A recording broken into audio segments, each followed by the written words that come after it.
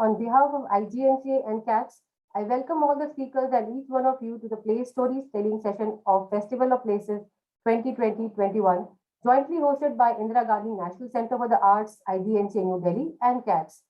The Festival of Places is an initiative of CATS, a not-for-profit organization working in the area of heritage conservation, management, and advocacy since 2001. We at CATS feel very strongly about the dismal state of our public spaces in our cities and firmly believe change in the way we think, talk, and use public spaces can only begin at the grassroots by creatively engaging people with places and empowering them to make a difference to the places and spaces around. The Festival of Places is an idea born out of the spirit of volunteerism to come together, collaborate, co-create, and celebrate places that nurture health, happiness, and foster community living. Moreover, the festival aims to help discover the much overlooked human dimension of spaces. The main highlight of the festival this year is Play Stories, a series of online storytelling sessions that help understand the hidden dimensions, multiple interpretations, and varied memories associated with places, highlighting their distinct characteristics as well as unraveling the bond that people have with them, a connection that lives through their experiences.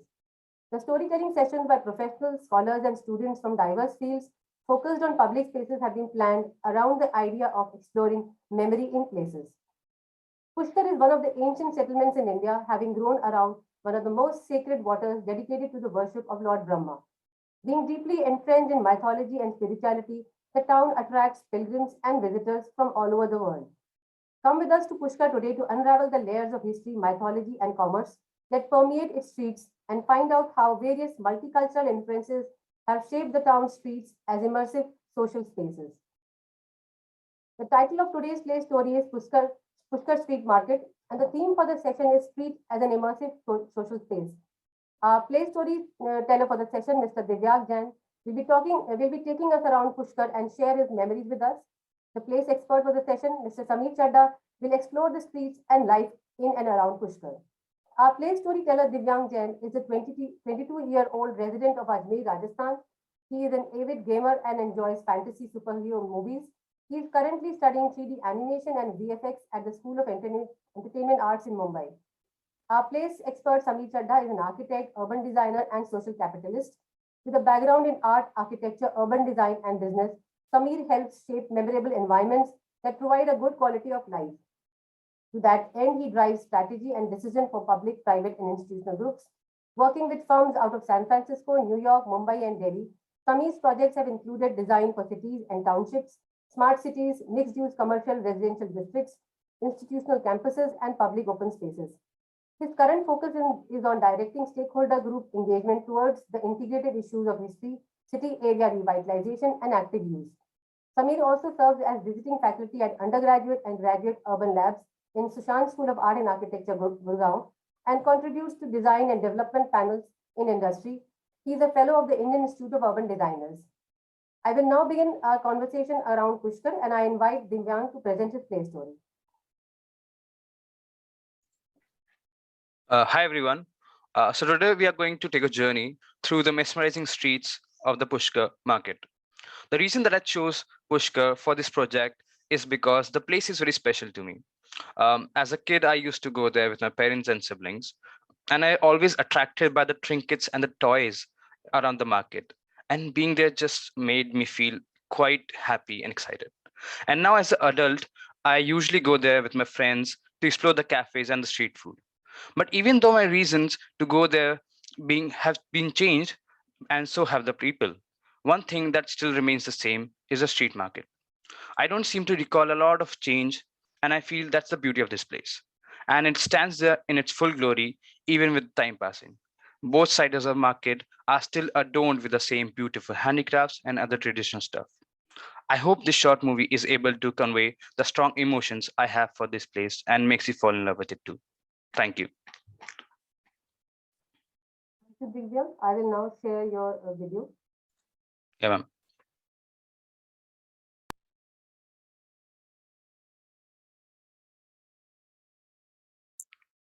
Pushkar is a city in the Ajmer district in the Indian state of Rajasthan. It is a pilgrimage site for Hindus and Sikhs and has many temples. The most famous among Pushkar temple is the Red Sprite Brahma temple built by Pushkar, who is the father of Vedmata Gayatri. Pushkar is located on the shore of Pushkar Lake, which has many ghats where pilgrims bathe. Pushkar is also significant for its gurudwaras for Guru Nanak and Guru Gobind Singh. The main attraction is its annual fair, that is Pushkar Camel Fair, featuring a trading feat of cattle, horses, and camels. It is held over 7 days in autumn, marking Kartika Purnima according to the Hindu calendar. It attracts nearly 200,000 people. The market is pretty much a recent establishment and has been developed over the last 25 to 30 years. Before that, the streets were barren and the only tourism was the temples and the scenic beauty. And obviously the esteemed Pushkar Fair. It was after that person from all around the world, and most prominently Spain, started flocking to Pushkar, that the market was developed because of the new opportunities of business. After the gradual development, many Spanish people came to Pushkar and settled there for months, living in the small hotels, homestays provided by local families. The Pushkar Fair is one of the main reasons for tourists to flock to the city. Local and international people alike started frequently visiting the city because of the fair, and also because of the beauty of the ghats and the sacred temples. Pushkar recorded a total of 1 million tourists in the year 1998. This was the time around when the local artisans started realizing that settling up a market around the area would benefit a lot in tourist income. So gradually, small shops selling culture clothing and traditional items started popping up around the area, which was just a barren land. Local people observed the international tourist prefer staying in small cozy inns to feel connected to the culture and get the full experience of being in the sacred, traditional city of Rajasthan. So they started opening up small budget hotels or converting their own homes into comfortable homestays. A lot of people who wanted to jump on this bandwagon but did not have the resources to convert their homes into a hotel opted to open small restaurants in their verandas or terraces. It became a good opportunity for them to earn an additional income. Eventually, the number of the tourists per year started increasing, and so did the market opportunities.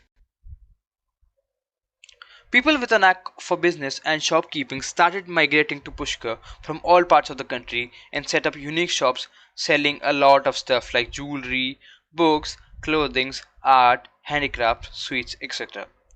The market became very popular in a very short span of time, and eventually people started visiting this city for the sole purpose of shopping. When you cross the Pushkar Ghati completely and take a right, climbing up the steep road, you reach Guru Nanak Dev Ji's Gurudwara. Taking a right across the Gurudwara, you reach the heart of Pushkar streets. This area is covered with small budget hotels and inns along with medical stores on the left side of the road. At the right lane is a prestigious temple of Lord Ram. We keep moving forward for about 500 meters and reach the secluded streets among the heart of Pushkar. This is where the breathtaking street market is located. With rows and rows of shops selling everything that comes to mind, walking down the street is a surreal experience. On the right side of the lane are shops selling handmade jewelry. Beautiful pieces of black metal jewelry adorned with the walls of these shops, gleaming in the sunlight under their glassy display cases. There are shops decorated with authentic tapestries with beautiful patterns, which are all for sale. There are a few shopkeepers selling books about the history, art, and culture of the mesmerizing place. Browsing through the books collection, you also find a great collection of mandala art coloring books. Mandala art is incredibly famous in Pushkar. You can find tapestry, t-shirts, coloring books, etc. with gorgeous mandala patterns printed on them. On the left side of the lane, there's a huge shop selling showpieces and decor items. The guy who owns the place makes the most of his stuff on his own, like hand-woven dream catchers and clay sculptures, along with a lot of other things. Just beside the shop is a beautiful store that sells t-shirts with art prints on them, created by the local artists of Pushkar and Ajmer. Moving along, both sides of the street are adorned with beautiful clothes hanging on display at the thresholds of each shop. These shops usually sell traditional clothes like Rajasthani skirts, kurtis, and dresses. The inside of these shops is furnished in an old school way, with mattresses on the floor covered with white sheets to sit on. Looking around, there are shelves with high stacks on women's clothing. Past the clothing shops, you reach a three-way crossroad. From here, one can go either straight, right, or take a U turn in a hidden street behind. Many fruit and vegetable vendors set up there the last year at the junction of these crossroads. And there are a few fruit centers where you can get a good variety ranging from beverages like lassi, chas, juice, etc. to light snacks like momo, kachori, sandwiches, pasta, etc. From this junction, if you go straight, you reach a narrow street which is covered with small inns and hotels and homestays on either side of it. If you take a right from the junction, there's a small cafe called Tico's Cafe right at the beginning corner. It looks like a shady abandoned building, but once you move past the stairs, the rooftop cafe has a very welcoming ambience. The smell of warm coffee always lingers in the air and gives you a familiar feeling. Taking a U-turn from this junction towards the narrow hidden street, you reach La Pizzeria, which is personally Hello. my favorite place in Pushkar. They serve huge pizzas cooked in wood fire ovens, and the atmosphere of this place is very cozy, yet thrilling at the same time. It is located in the courtyard of this old style house and is run by the members of the family. They have done a great job in converting the courtyard into a makeshift pizzeria. There are huge flower pots and a lot of greenery around inside. There's also a glass compartment constructed if you prefer indoor dining. Small patio furniture is the signature of this place, with cute sandal candles placed in the center of every table, and this is pretty much what the main market area of Pushkar looks like. I've been visiting this place since my childhood, and I have a lot of blurred memories here. I've been there on early morning rides with my friends when we stopped for breakfast at the food centers I described before. When you enter the market street, you see the contrast in the lighting, the field, and the crowd compared to the street at night time. You see empty roads with bluish and white colored walls and all the litter from last night. As soon as you enter the street, you get a fresh smell of coriander, ginger, and you see stalls of chai and pohas. They serve a delicious plate of poha. During the morning hours, the area always smells of cow dung because there's a lot of cows around almost everywhere. I tried the lassi from one of the food centers once recently, and I decided I was never going to do that again. It was terrible with an inedible amount of sugar. But whenever I visit this place around dusk, it's always much better. Light from all the shops makes the market gleam under the fading red glow of the sun. And there's always the noise and chatter of bustling crowds just walking past the shops or standing at thresholds, looking at the handicrafts and jewelry. It's interesting to see that the people, including shopkeepers and vendors, speak 4 to 5 languages as there are a lot of tourists coming to Pushkar from cities all around the world. And it's also funny to see how there's a difference in the price of the products for the local people compared to the tourist. The vibe is really welcoming after sunset, the street artists performing in corners that they have claimed as their own, and the smell of delicious street food surrounds the entire place. There are little kids running in the streets, occasionally slipping because of the cow dung, and eventually being carried away by their parents. There is a place which I love, which sells the best parathas you could get your hands on Pushkar. You go near his tailor and you hear the sizzling butter and the turning of parathas to prepare it. It is so big in size, you will be full in just one paratha. Across the whole street market, you will see a lot of Mishran Bhandars, the street shops. There are numerous narrow lanes that are dedicated only to these street shops running along the bathing ghats. Even from distance, you can see that they are making malpuas, which is one of the specialities of Pushkar. The whole atmosphere around here is filled with the sweet smell of sugar syrup and other delicacies. People travel far for these. I myself have been to Pushkar numerous times only to buy the malpuas, which I really love. Pushkar is a phenomenal place and it can be described in words or photos. In the market, you get to experience the Rajasthani artifacts, artworks, big bookstores, walking in the crowded street, sitting near the carts with leg dipped in water while enjoying the whole view around the lake, eating at a rooftop restaurant that offers an amazing view of Pushkar.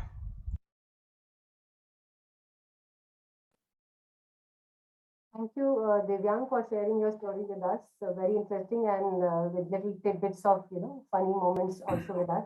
Now I will invite Samir to present his play story about Pushkar and especially Pushkar Street Market. Thanks, Urvashi, and thank Divyang for a great insight. As I was sharing earlier, that we'll kind of take a look at the lovely pictures and videos that Vyank has collected, and I'll try to do a jugalbandi with him and try to respond to what he's kind of picking out in the video. Uh, so given the talk and the kind of the platform for this, I guess the main street of Pushkar is something I'll focus on. With the place, people, and use, it kind of encourages within the place how it is structured, how it relates to the center of the city, and also I guess kind of trying to trace why these places become popular. This is a place which is fairly popular with, especially with international tourists, and a little bit off the beaten track, even though it's very close. It's a 6 hour, I think, train ride from Delhi. It's just about 2 odd hours from Jaipur itself. So that part also we can explore. So I'll go through a few slides, and then we can jump through maybe a few short clips, and then open it out for discussion. Right. So here's Pushkar, small town of 20,000 people around a lake. And the way I interfaced upon Pushkar was kind of a side project where we curated a group of local stakeholders, which were picked from a diverse group of kind of commerce, spirituality, culture, government as well. So kind of all integral facets of society, and kind of put together into a stakeholder group whose basic importance was to share news about Pushkar, so that there's kind of content, some good rich content for people to know about what's happening in the city, right? So it has a very long history to it. A lot of mentions in the Vedas from the 4th century around it. It's fairly easily accessible from Delhi, like you were talking about. There's a new airport in town in Kishangarh, which is just about an hour away, which may be a good thing or a bad thing.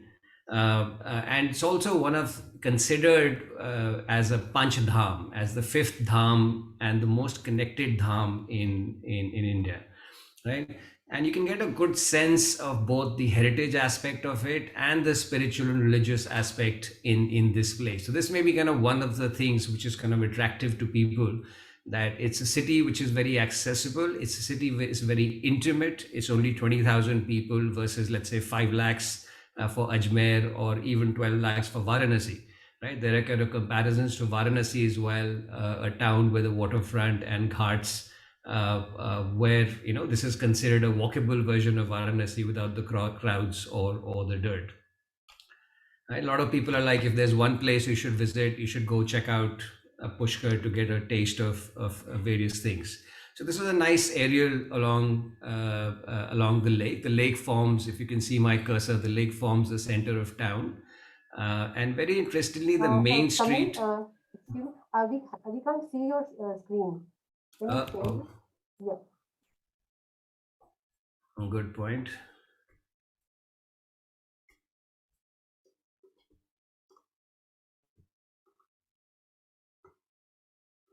Okay, so let me just quickly glance through the couple of slides I've gone by.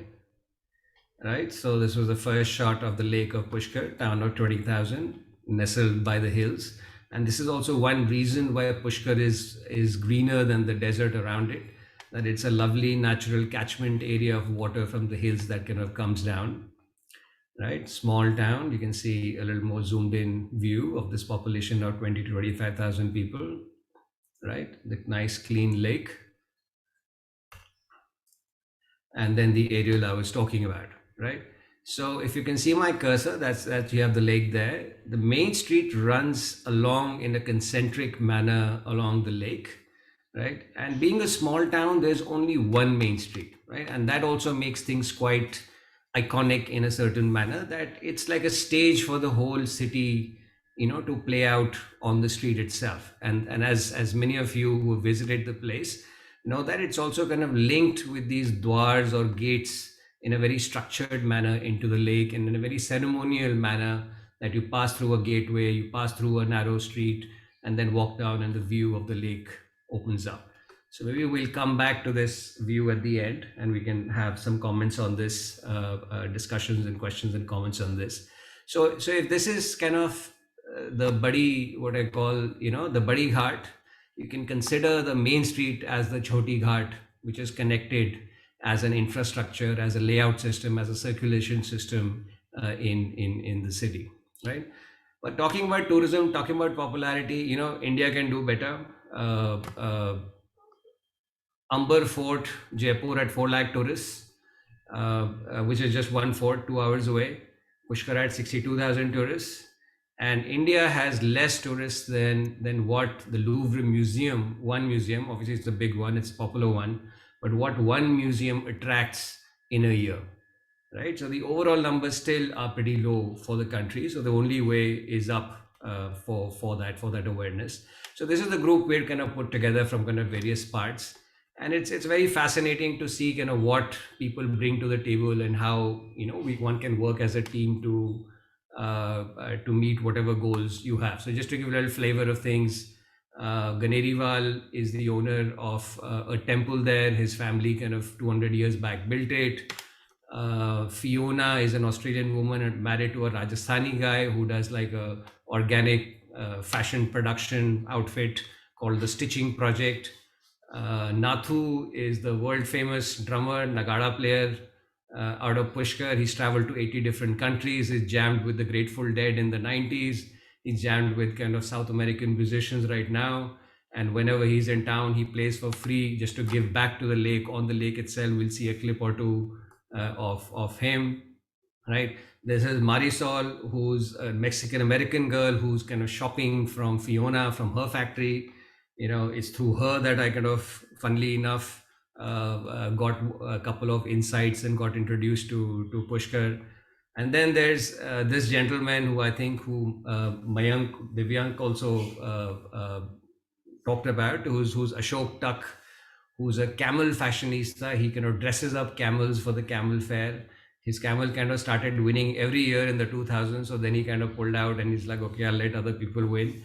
But he's an activist. He talks about protection of culture, of herding, of kind of dealing with camels. And he's got an amazing shop and museum in the place. And lastly, you can see there's a little bit of an international flavor here as well. A lot of people, like Mayank was saying, stay back. There's people who stay back, who help out their relationships, their girlfriends and boyfriends, who've cleaned up kitchens. The cuisines have been turned around. So there's amazing food, a good affordable price available, in Pushkar itself. So like we were saying, it's quite favorably situated. This is your what's called the tourism golden triangle between Delhi, Agra and Jaipur. And this is just a couple of hours off that tourism triangle, right? And also one of the 5 dhams.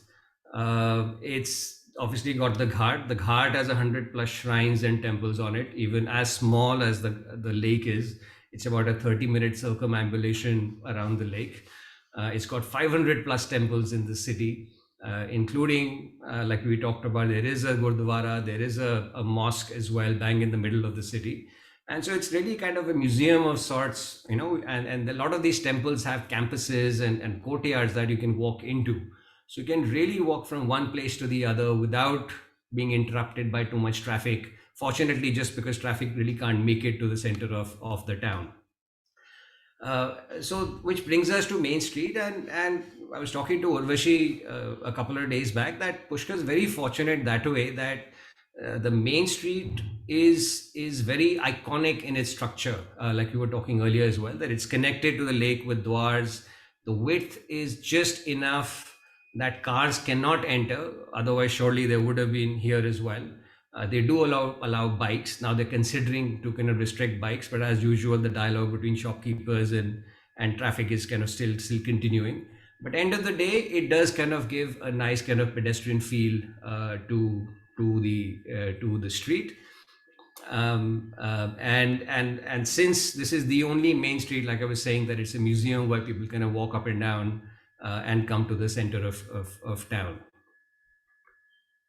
Right, small population, 25,000 population. We've got 500 cities of 1 lakh plus. We've got 27 cities of 10 lakh, a million plus. Just as in comparison, Europe has 15 countries of 1 million plus, and we have 27 cities of 1 million plus, right? So relatively, the conversely, I think there's kind of luxury of space here. That's with such few people, you get so much space in the city. And then obviously it gets overrun in the Camel Festival, which is like 2 lakhs tourists within that short kind of duration. So you can imagine that, it's like 8 times, 10 times the population of the city kind of grows in that time. Right. So enough attraction, good food, good cross section of hotels. There's from the boutique Havelis, which are turned into hotels. There are hotels kind of with balconies on the water itself. You can open out the doors and hear the aarti sounds kind of coming over the water. And then obviously the more mid and upper scale boutique hotels, the Tajes, the 5 stars, the 3 5-star hotels as well. Right. You've got tent rooms. You've got old buildings kind of adaptively reused. You've got new buildings there. So pretty good infrastructure again for a city this size. And I think that also shows the confidence and the investment of the hospitality industry to this place. Right. So those are a few kind of picks. Let me just quickly jump to a few clips. And again, we prepared these clips just for information for Pushkar, along with friends of Pushkar. And so questions and comments welcome after that.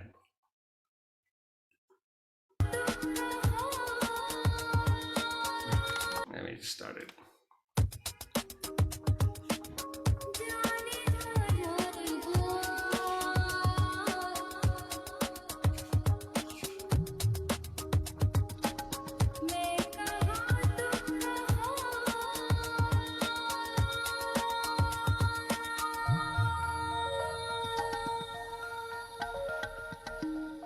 So this is a Shiv Mandir, which is a combination of a Hindu and a Muslim contribution.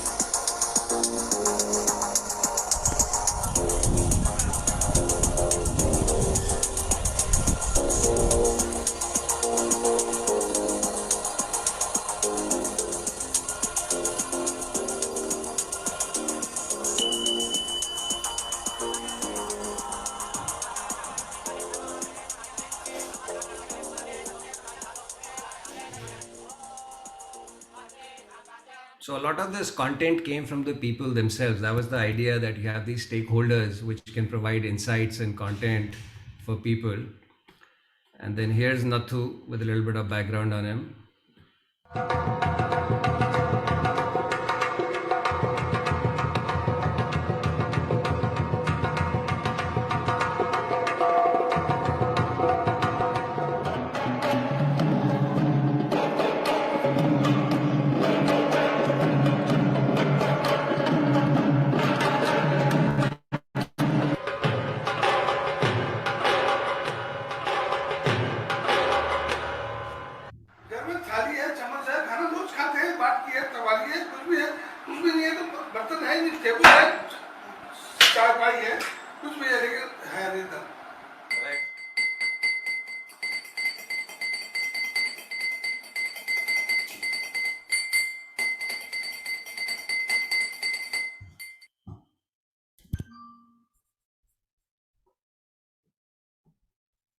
And so this was an interesting jam session. So these two are these two German German band called Casita Canto, Tom and Sabrina, and they visited Pushkar for like 2 months. They got stuck in COVID, and they happily kept themselves stuck there, and they're still there, and they've gotten involved in these public efforts and these social efforts.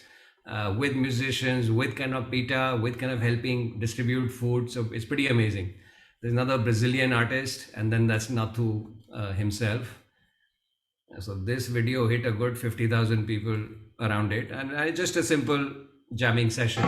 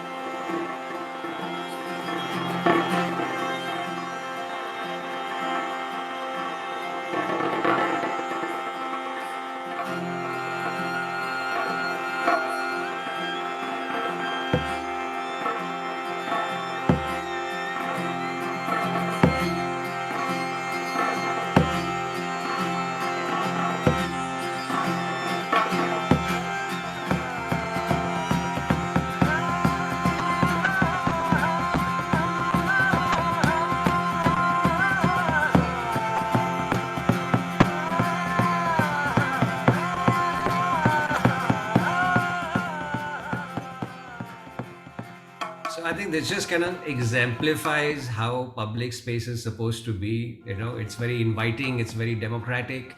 Anyone can come in and take part. And so the main street to me is like a version of that, or how it should be in terms of other people using it. All right, so there's another, talking about again international involvement there.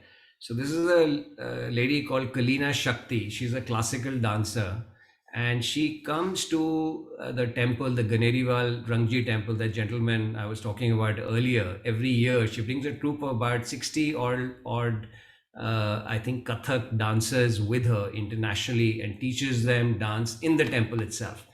And she has been kind of inspired, and obviously there's an opportunity to do that, but she's also been inspired by Ganeriwal itself, who has been espousing the importance of a temple as a public space, as a democratic public space.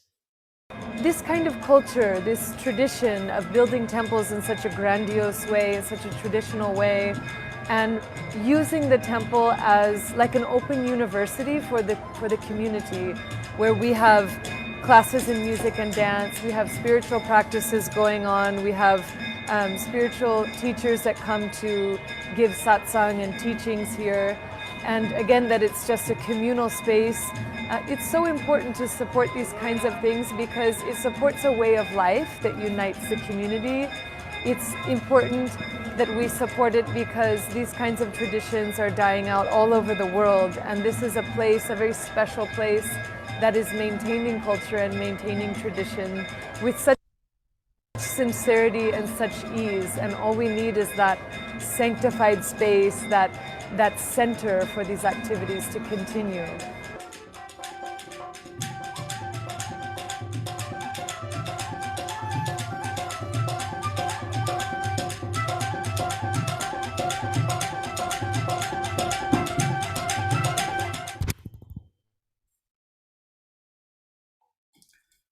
Okay, so I think that's a good amount. We can always come back and watch a few more videos after we've had a little chat.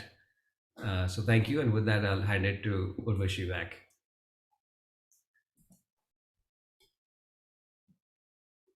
Thanks, Samir, for this wonderful journey through the town. I think you've just struck the right chord, and you've brought out the essence of Pushkar very well. I've myself, visited the Pushkar on several occasions, and it is really, mesmerizing to sit by the ghats, especially during the evening, during the sunset time, and to see these, different people from different sections come together and enjoy it as a public space.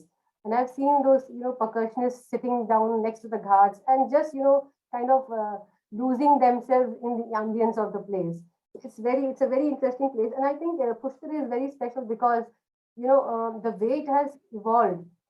Like you were comparing it with Varanasi, there are there's a different type of mythology there. There's a different type of spiritual context. I would say somewhere a little rigid one also when compared to Pushkar, because Pushkar is a little bit more open, and in the sense that it's interesting also to see how the town has evolved around just a water body, and the roots of this actually lie very deep down in the geological processes also. The way the different lakes were formed in an area like Rajasthan, which is this northwestern part is completely desert, but we find these very interesting little water bodies all through the semi-desert area, and right down Sambar Lake, and all these are very venerated water bodies. And so Pushkar in that sense is very important. The spiritual aspect is very important because it's brought together people from all over the country to this place to have, make their presence felt on the ghats. Just like in Varanasi, we have different people who have, the rulers who have kind of built their own ghats. Similarly, we find in Pushkar also that, different ghats from different royal families have been built around the lake. And also, it's very interesting to see how the streets have, evolved into very interesting public spaces. So, Samir, my question to you is, how does the experience of the street transform from morning to night? If you and through the year, if you could throw a little bit more light on how the street, and also in a sense that how it has evolved. We see different types of international tourists coming, especially to Pushkar. So it's bound to have these multicultural influences, like Divyang was pointing out that even the street vendors, speak somewhere between 4 to 5 international languages. So how does it reflect in the street or in the ghats? Right. So I'm not really a historical,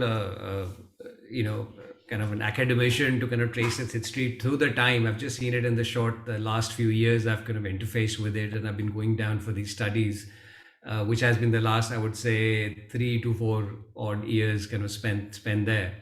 So again, yeah, like it is a stage which kind of plays out. The whole town walks through it, you see the scene, the whole set of retail is within that one segment. So if I go back, for example, on that, you can see my screen, right? Yes. So the fortunate parts of distances, right? Number one, this whole parikrama is about 30 minutes, right? So it's perfect that you can everyone can do at least one parikrama, if not half a parikrama, back and forth, right? And then, like I told you, the main stretch of Market Street runs from kind of this end, which is, I think, somewhere the southeast end, up till somewhere till the north. But if I just pull it back, it that goes around and ends up in this top left area, which is called the Sunset Point. A lot of people kind of gather here, as the name suggests, to watch the sunset over the lake, right? And then kind of go on further down, and the other end is then anchored by the Brahma temple, and that's one of the big stories which kind of attracts people to Pushkar, that it's the only Brahma temple in the world, even though there may be a few more. But the story that Brahma was cursed, he sat with a village girl for a puja, and he was kind of cursed by his wife that he will not be known anywhere. Then Shiv intervened and he said, okay, fine, you'll be known only in Pushkar and nowhere else, right? So that's one story. The other story is that Brahma actually threw down a few flowers, and kind of lakes formed in Ajmer and Pushkar, kind of 3 flowers for 3 lakes, and this is kind of one of them. So net, what I was saying was that, that within this stretch, and this walk must be, again, a good, perfect 15 odd minutes, end to end. I would say 15 to 20 minutes end to end walk. So your whole set of things, of like your food stalls, your mithai market, which is this one little gully, I think somewhere here, where the famous malpuas you can kind of eat from Pushkar is there. The cafes kind of spill out onto the street because you don't have many cars, or at all any cars there, so less traffic. People walk slower. A street is like a museum, right? If you slow down people, they will spend more time, they will look into shops more, they will spend more, and that's why the case of pedestrianization is very strong as well, that everybody gains out of it. You get public space, the city gets more money out of sales tax because you're going to be kind of selling things more. It's a safer environment. So that's what I kind of find interesting about Pushkar Street. There is one question from Manushi Upadhyay. Manushi, would you like to ask the question? Yes, ma'am. Sir earlier mentioned that the Pushkar streets width are quite small compared to the main cities we have, main streets and all. So can there be, can this affect the tourism by any chance? It's a good question. Urvashi, you want to be moderator? You want to take that question? No. Your take completely. Okay. It's a good question. I mean, I guess the question is, how do street widths affect tourism, right? And without coming to the direct answer, there's a big belief in commerce that you need parking to be right outside your shop. So almost all, and which is not true. Okay, which is just not true. Data says that when you pedestrianize streets, your sales actually go up by about 20 to 30% across 6 months, right? And so it's like this fear which drives this discussion, which is true everywhere, be it Connaught Place pedestrianization or kind of these efforts around the world. It is the shopkeepers which need to be kind of convinced that this model will work for commerce, for tourism, for all aspects. And so I don't think streets at all restrict tourism. I think this is something, a narrower street allows its constituents like the pedestrians to be freer, right? Otherwise, if you have wider streets, which is the typical way to do it, where the car takes up 80% of the right of way, and the car which is owned by anywhere from 6 to 18% of people takes up 80 to 85% of the right of way, right? There's that inequity in our typical streets involved. So given that, I think it's in a great place, and even the motorcycles and two-wheelers should be kind of taken out. I mean, currently most two-wheelers are used by local people to get around who don't want to kind of give that up. There obviously are and need to be alternate routes for people. I mean, we should not. Pedestrianization is not about looking at it in isolation and just blocking something off and create like a little heart block for a city, right? One has to study alternate routes of circulation and then pose this as a pedestrianized street. And that pedestrianization also could be considered as part of the day, like what Urvashi had started to say, that streets could change through the day and through the year. Like through the day, when maybe morning and evening you need traffic more, you need a little bit more servicing for the shops and supplies and things like that. Maybe you open up street 3 hours in the morning, 3 hours in the evening for supplies and servicing, and the rest of the day your streets can be pedestrian as well. So I hope that reflects a little bit.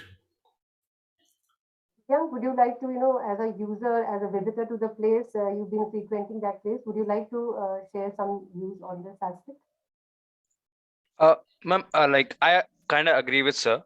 Like the street is supposed to be like it. If you're walking in it, you will explore more. Like because I've also noticed like every time I walk around, I usually met a person I know, or I usually go into shops I don't want to buy, but still like there's a bookshop which I don't usually read books, but like it's interesting to look at, and also like give me the chance to also explore books and other kind of stuff.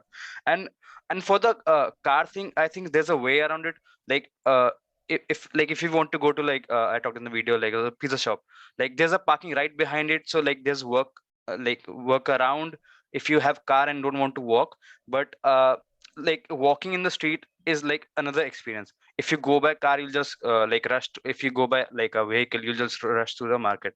But if you go like by walking, I think it's better for everyone to enjoy the market, because like a lot of things are happening on the street. You like see a lot of different kinds of people and the shops, and like also acts like which I show the video, like random acts on the corner of the street.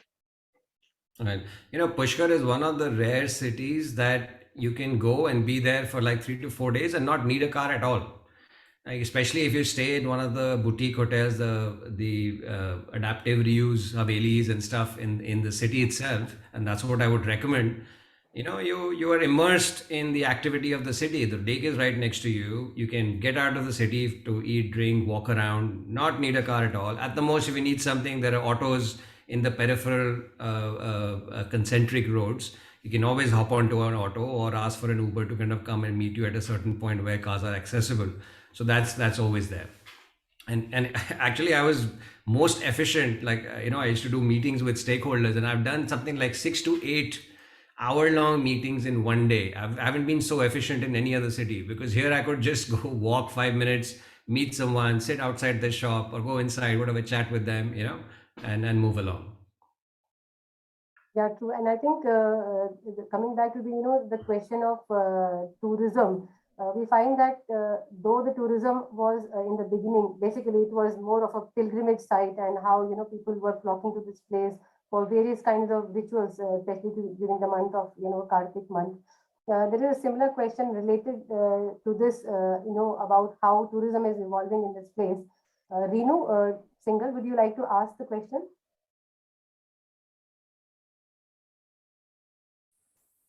Yeah, good evening.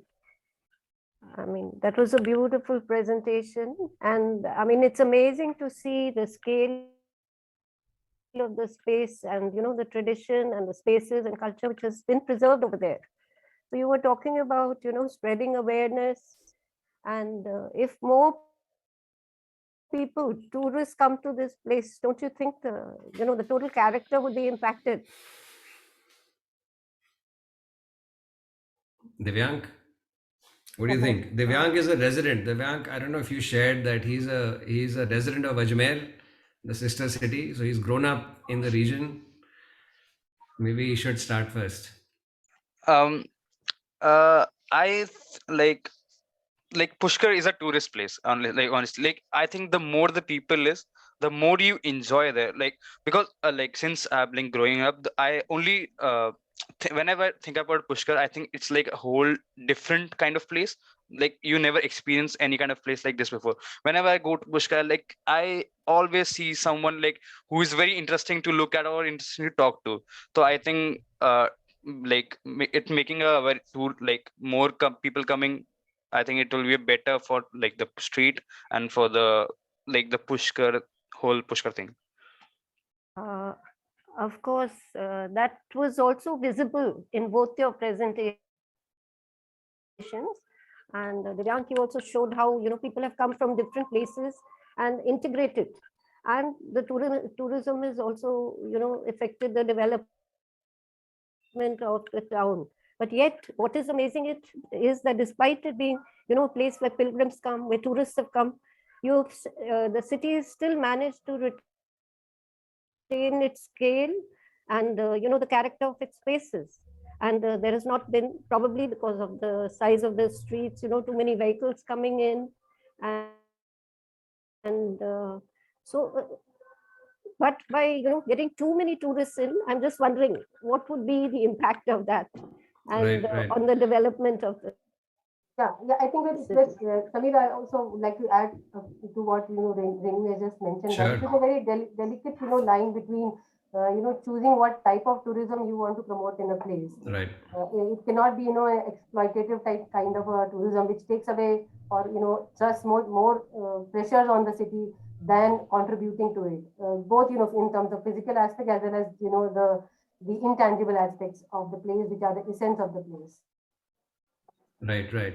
So Renu, I mean, what you're saying is right. Obviously, the basic principle that if there are too many people, that's bad. Anything in excess is bad, right? But obviously, these things also we have to look at it objectively. That what are the levels of gray? So overall, like I was saying, India gets very little tourism, right? We get 1.5% of the tourism cut. Like we are at 8% of the world. We probably get 1% plus, in terms of tourism. So overall, the numbers are very low, and obviously, some places like Ladakh, like the worst thing you can do to a city is like make a movie and invite people. So the Three Idiots and things like that. I mean, the thing which is done to Ladakh and the lake are atrocious. Like without any link, what Oroshis was saying, the type of tourist here, the type of tourist is reacting to a Bollywood movie and not really to the place.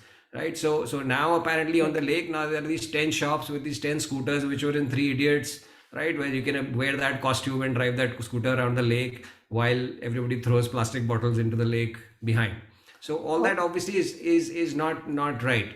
So and the one discussion I had with the stakeholders, with friends of Pushkar, was that at some point we have to talk about capacity restriction, कि घर में उतने ही अतिथि बुलाओ जितने कि तुम सेवा कर सको, right? And that can't, and the fare is really plays havoc on the town. I mean, it's 8 times, 10 times the number of population. Imagine all these people kind of going through this city, and these are people who typically do not have resources to stay in a hotel or somewhere. So they either camp out or they stay out. They use the open environments to kind of relieve themselves, right? So all these are questions which need to be answered. And likewise, like just to finish one point, so and conversely in cities, I think it is something the parallel to cities is a development boundary, that there are cities in the world who have broached this topic, saying that we should not just be able to build anywhere and just keep on kind of building outwards कि भाई सस्ता land है वहाँ develop कर लेंगे, and the infrastructure has to can increase more and more. So that idea of development boundaries, I think with tourism also, yes, has to be broached in a responsible manner. Yeah, that's absolutely right. Taking it from there, just one or two other questions. Like, You were talking about the fair. When people descend, the population goes up 10 times. So what happens then? And another question I had is, what is the economy of the town otherwise? Not when besides tourism. Because that is something which has come up over the years recently. It wasn't there earlier, except for the fair, of course. Is there some other economy? The spiritual aspect is a big deal, right? I mean, the tourism overall, obviously, whatever that attracts. And then, interestingly, the spiritual aspect is also kind of the mid to lower socioeconomic kind of levels that happens, which is almost independent of the tourism. So even through the downturn, it was this kind of people showing up that kind of kept the town alive a little bit. The tourism related activities obviously were hurt a lot, and they continue to be hurt because these are towns also almost on dead ends of roads. These are not big cities which you can kind of pass through, not the Jaipurs and Agras which you can kind of pass through. So they're really having a tough time with tourism. But on the spiritual side, I mean, there the pandas, you must know, like it's like Varanasi pandas also, that they have absolutely the kathas and their books on kind of families. The pandits are divided according to, like which pandit is related to which family. Like right at the time a person lands in a bus stop, there's kind of, the knowledge gets around, oh, this person on this background is here. So which pandit is appropriate? And there's a good respect and rule that, the person is handed over to that specific pandit who's kind of specializes in with that family. And then he'll show you, okay, yeah, तुम्हारे grandfather आए थे यहाँ 150 साल पहले, or whatever, उनकी handwriting है. So just to see your generation's handwriting in those books is kind of amazing as well. Yeah, it's very interesting the way, they maintain these family lineages. And every time you visit a place like Pushkar or Haridwar, they will actually make an entry into their register so that, the next generation, whenever they come to visit these places, they have these kind of records with them. They go down to, several centuries also. Right. So, Thank you. Yeah, so there is one similar question related to the tourism aspect only. Ridu is actually asking about, how do we actually exactly find a balance that the local community doesn't get impacted? So, what I see as the nature of tourism that is happening in Pushkar, basically there are two strands to it. So one is the camel fair, which was just a local, regional affair. Most of the towns in Rajasthan have these small little cattle fairs. In different parts of Rajasthan, we have these tradition of having these cattle fairs. And so how this camel fair was actually, kind of developed and promoted by the Rajasthan tourism department, and eventually made an international affair. And on the sidelines of this festival is the whole spiritual aspect of the town. And in the context of a very ecologically sensitive area, because this lake is basically the recharge from the surrounding hills. And I think roughly around 5 kilometers down, we have another very important spot, which is called the Budha Pushkar. So basically that was also a lake during the Mahabharata times. It is mentioned that the lake was there. And that area was much more venerated. But because of, the ecological changes, that lake got, over the centuries, it got, it shrunk, and it just remained at, just a small catchment area, whereas this Pushkar Lake developed more, systematically, and the whole town grew around it. So how do you, answer this, aspect as what should be, the vision or the, policy towards tourism about ecological development? I think the ecological aspect is kind of overlooked in the overwhelming tourism that happens in Pushkar. Samir, would you like to answer that? Well, my personal efforts have been focused on grassroots development here. That you have to get the main stakeholders involved. Even when I kind of entered and thought about doing any suggestions on tourism here, the buy-in of the locals was very important. So basically I went around looking at, I was like, okay, the first thing I need to do is go around looking for leaders in these fields, the leaders in culture, in spirituality. I met all the pandas, the panda associations, the commerce, so the shopkeepers and the shopkeeper association chiefs, right? people who, the landowners, the large landowners, which is the hoteliers. So this entire group was made into Friends of Pushkar. And then the first thing, so going with kind of community engagement, the idea of community engagement, the first thing when one collects a group together is to just break down that, bhai, what do we agree on, and in smaller towns, you'll be surprised that, and or maybe that, the smaller a town gets, the smaller the groups get. Like, people just don't know. I mean, we think everybody knows everybody, but that's not true. There are smaller dramas and groups, and people have met him, and कि भाई छोटी बस्ती वाले बड़ी बस्ती भी नहीं जा सकते. The lake is divided into kind of castes, and half the lake does not really go to the other half of the lake around it. So and there's a lot of animosity, obviously, and drama within people as well, which is true anywhere in the world, right? So as an attitude, I think for community engagement, it's like, rather than talk about what divides us, we talk about what gets us together. What are the three things we can agree with on moving forward? So in terms of goals, it was very interesting and fascinating. The first goal was not commercial, was not about tourists, even though there were shopkeepers and hoteliers and this and that involved in it. The first dialogue they said was, "Jab tak talab hai, tab tak Pushkar hai."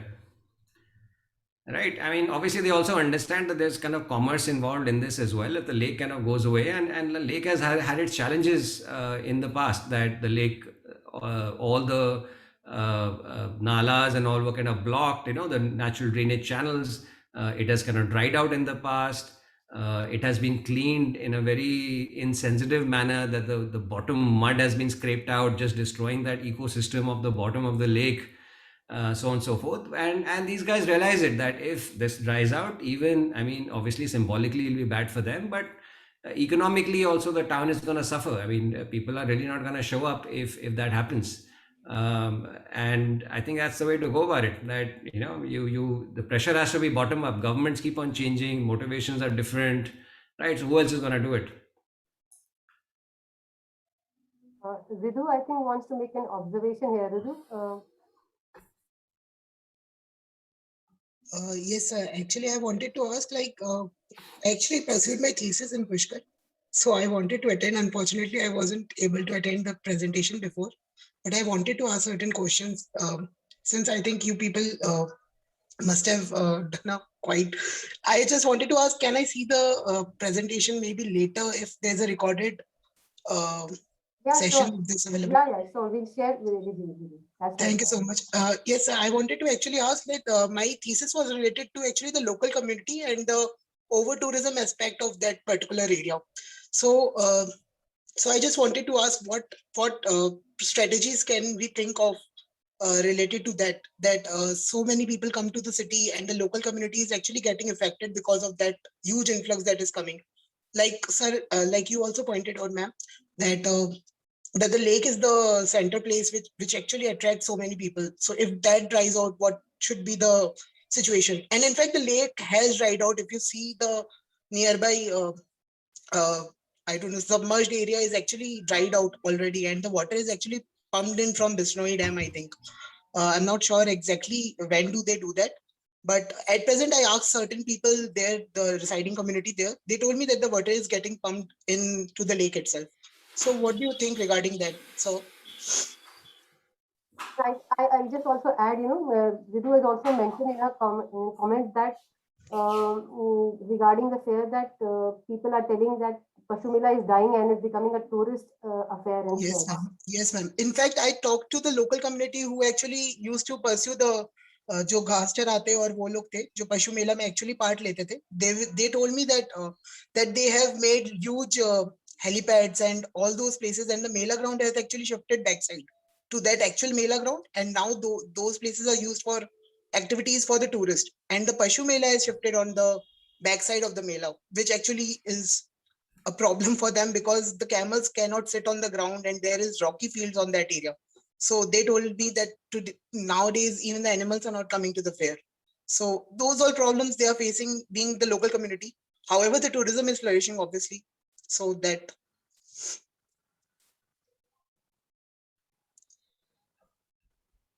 So what's the question at the end? Sir, what can we do exactly for the local community if you have something that you can share See, we're talking about two things, right? We talked about the lake and the Pashu Mela. So starting with the lake, see, there are things you can't give up. You can't give up on your baby, right? I mean, this is the center of town, and it's not rocket science to keep that lake filled, and that's what a lot of NGO groups, a lot of people are already doing. There's some, I mean, you look up some of these water conservation NGOs, and I can share some names with you also. I mean, these guys have enlivened dead rivers, rivers which have not been functioning over years have been energized with simple kind of these water channels being connected to the lake, and that's all one needs to do. That make sure that the drainage system, we kind of make use of it, we consolidate the drainage channels, and make it flow into the water, into the lake itself. So simple things like that can obviously address water conservation, keeping the lake perennial, and so on and so forth. Right, that's number one. Number two, you talked about the Pashu Mela, and that is actually a more insightful or appropriate word for it, because it is not just the camel fair, it is all kind of Pashu, Yes. who's kind of involved in that fair. And with changing lifestyle, I mean, what one has to also recognize is that with changing lifestyle, people are trading less in camels now. Obviously, however they can be used and all, they can be encouraged to do that, and the government or whatever bodies can take part in that. But the natural volume of that is going down year over year, and really, to me, there's not too much you can kind of do about that. What you can do is that you can program it a little holistically, that it is about education, it is about tourism, there are kind of other appropriate activities on education or something involved, in the fair itself. And in terms of a balance, yeah, I mean, again, I think it's capacity. These capacities need to be talked about. That how does a size of 10 times, get absorbed in the region? And I guess it starts with housing. It's like the Kumbh Mela, where there are tents and at least some organized system to kind of support these people, which, if I'm not mistaken, I haven't spent time in the camel fair, so I'm not a resource on that. But most probably these facilities do not exist in the area, so Yes, people yes. make up their own makeshift stay places, and then they do. Obviously, if you are there, you will go into town, right? I mean, you can't stop people from doing that. But then you could restrict people in terms of the numbers of people who enter a town. Or people have passes for certain days, that some people can go on a certain day, some people go on a certain day. So these logistics, I think, need to be worked out. The layout can be a little bit better in that area, in terms of safety, in terms of circulation, in terms of getting to know what all is there, because you saw in that aerial, it's a huge, right? I mean, you've been there yourself. It's a huge place. Yes, sir. Yes, sir. Thank you, sir. Yeah, I think yes, you are right, Sameer, that what I also think very strongly about is that we need to rethink about tourism in such culturally rich context, and that I don't think anywhere in Rajasthan, as far as I can see, that the tourism has been kind of customized to that locale. Basically, it's more promoted in terms of itineraries, and there are these, the Golden Triangle, then the triangle within Rajasthan, in which Pushkar also figures as one of the important destinations. But I don't think there is much thinking which has been taking place on how and what type of tourism needs to be promoted in these kind of places. And I think there has to be a balance between the needs and the aspirations of the tourists coming to the place, as well as the stakeholders, the local community of Pushkar. And I know that there's a very vibrant local community out there, and a very community of stakeholders which have a very strong voice, a very strong connection with the place. So I think initiatives like the one you showed us about how you have interacted with these stakeholders can go a long way in finding a new direction and new expression for tourism in Pushkar. Thank you so much, Divyank, and thank you, Sameer, for this insightful journey through Pushkar. I will now share my screen and share the poster for the next session.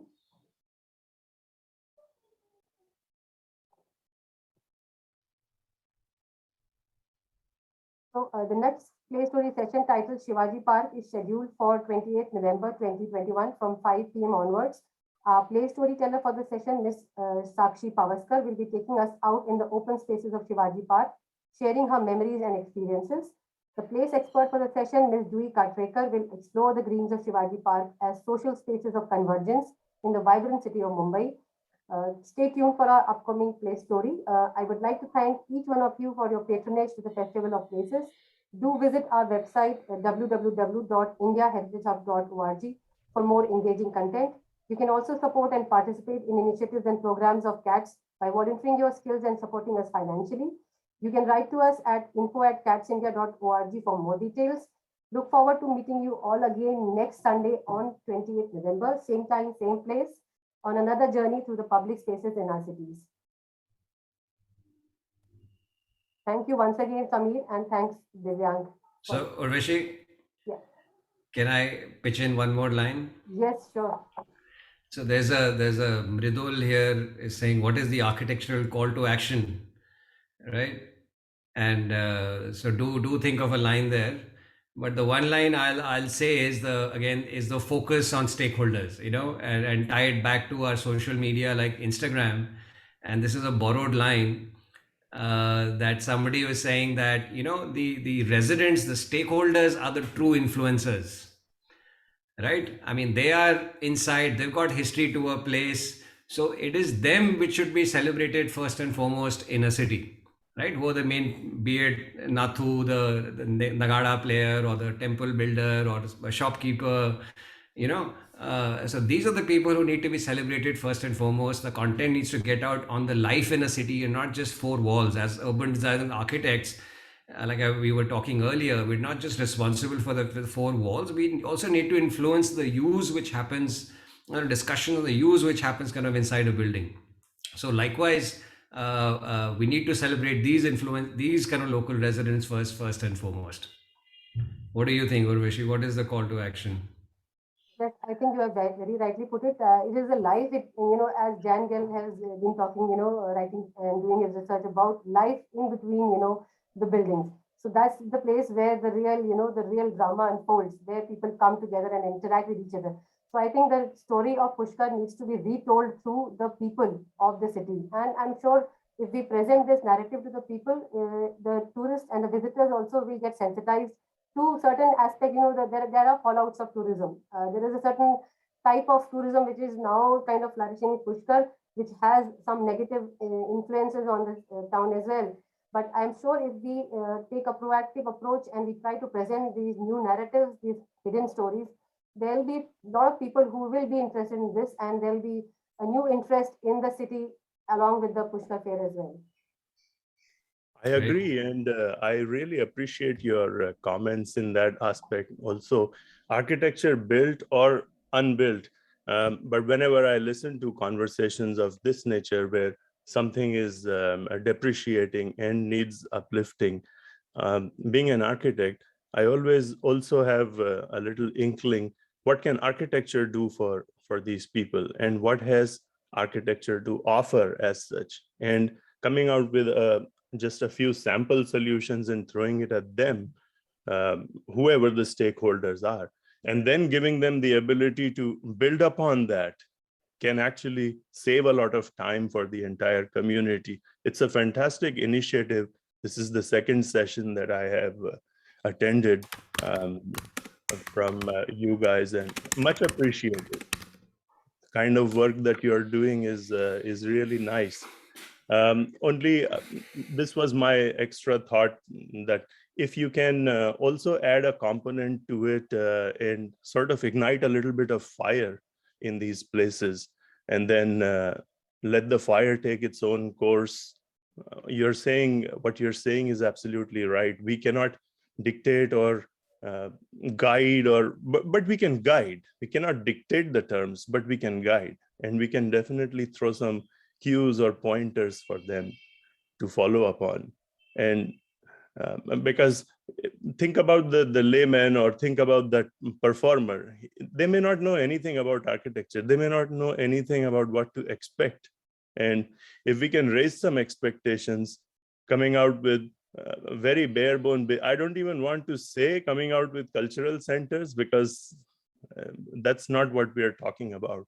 But look at your some of the solutions you presented in Kanpur, Lavkush barrage, and some of those things happening there, and those things can be in different ways implemented here. That's what my thought was, because you're also talking about going back to community and giving them more in that sense.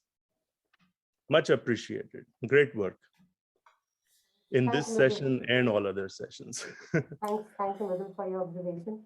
Would you like to comment? There's a question from Katie sir about what can the place do for architects?